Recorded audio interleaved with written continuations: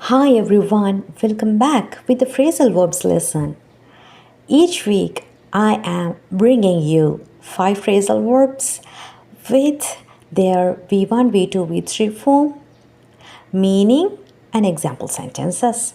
So watch the video till end and don't forget to comment your own sentences using these phrasal verbs. So let's get started. The first phrasal verb is add up. Add up, added up, added up. There are two meanings. First one, to make sense. கருத்தை கொண்டிரு.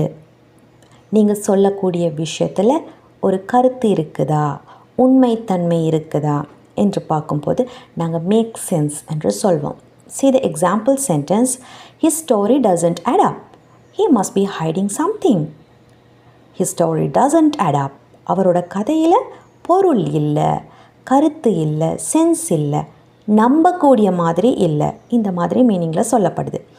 ஏதோ மறைக்கிறான் போல. Have you got the meaning? Next one, to calculate the total. See the example sentence, when you add up all the bills, it's more than $500. எல்லா பில்களையும் சேர்த்தால் கூட்டி பார்த்தால் $500 மேலே வருது. So, use add up in your own sentences and comment those sentences below. Next phrasal verb, back down. Back down, back down, back down. So, இந்த V2, V3 ஃபார்ம்ஸில் ED சேர்ந்து அதோட forms உருவாக்கப்படுது. But அது நாங்கள் ப்ரொனவுன்ஸ் பண்ணும் பொழுது next வேர்ட்லேயும் டீயில் start ஆகிறதால பேக் டவுன், பேக் டவுன் என்று சொல்வோம். அந்த ஈடியையும் அடுத்த டவுனில் இருக்கக்கூடிய டியையும் இணைத்து தான் நாங்கள் ப்ரொனவுன்ஸ் பண்ணணும். Back down, back down. Okay, so what is the meaning of this? To stop arguing or admit you were wrong.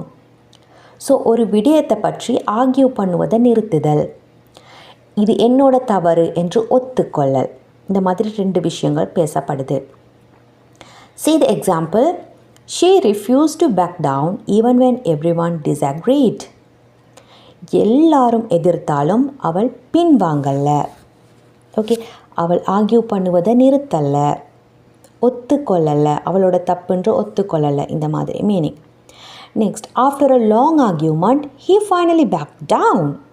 நீண்ட வாதத்துக்கு பிறகு அவன் கடைசியில் ஒப்புக்கொண்டான், ஏதோ ஒரு விடயத்தை ஒப்புக்கொண்டான்.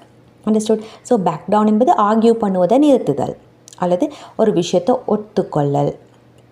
Next one, deal with. Deal with, dealt with, dealt with. So deal with என்றும் போது டீல் என்பது ஒரு இரெகுலர் verb. ஸோ இதோட V2, V3 உருவாக்கும் பொழுது டீல் என்பதோட இறுதியில் டி வருது. ஓகே, பட் அதோட ப்ரொனன்சியேஷன் டெல்ட் என்று தான் சொல்லப்படணும். Dealt with, dealt with. Okay, so what is the meaning of this? To handle or manage a situation or person. ஒரு விடயத்தை, ஒரு பர்சனை, ஓகே, ஒரு சந்தர்ப்பத்தை மேனேஜ் பண்ணிக்கொள்ளுதல், ஹேண்டில் பண்ணுதல், அதை சமாளித்தல். இந்த மாதிரி மீனிங்கில் பேசப்படலாம். See the example sentences, I can't deal with this stress anymore. இந்த மன அழுத்தத்தை இனிமே என்னால் சமாளிக்க முடியாது. I can't deal with. The teacher knows how to deal with naughty students. naughty students-ஐ எப்படி கையாளுவது என்று ஆசிரியருக்கு தெரியும். Make your own sentences using the phrasal verb deal with. Don't forget to comment them. Next one, keep up. Keep up, kept up, kept up. So keep என்பதும் ஒரு irregular verb. So V2, V3, kept. What is the meaning?